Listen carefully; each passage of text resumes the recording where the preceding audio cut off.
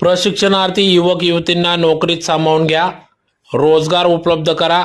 मुख्यमंत्री युवा कार्य प्रशिक्षण संघटन व आदर्श मल्हार बहुजन सेना ऑल इंडिया तर्फे जिल्हाधिकाऱ्यांना निवेदन व निदर्शने। याबाबत अधिक वृत्त असे की मुख्यमंत्री युवा कार्य प्रशिक्षण योजनेतील प्रशिक्षणार्थी युवक आणि युवतींना कायमस्वरूपी नोकरीत सामावून घ्यावे किंवा रोजगाराची संधी उपलब्ध करून द्यावी, त्यांना कायम करण्यात यावे। तसेच त्यांना विभागाअंतर्गत होणाऱ्या विविध भरती प्रक्रियेत युवा विद्यार्थ्यांना 10% जागा राखीव करण्यात याव्या।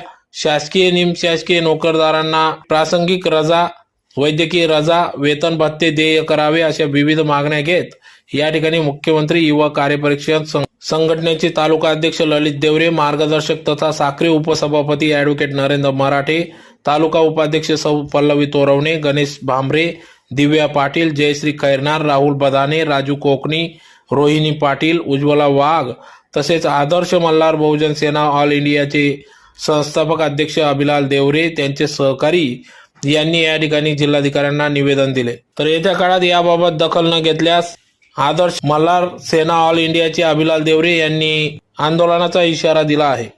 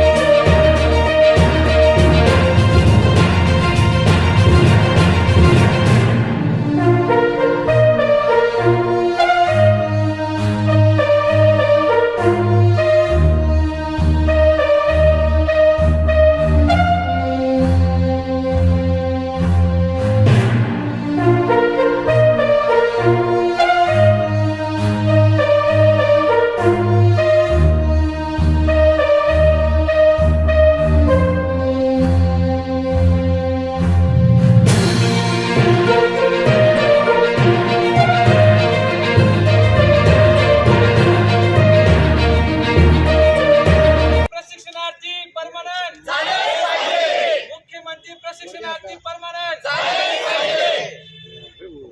मुख्यमंत्री प्रशिक्षणार्थी परमानंट झाले पाहिजे।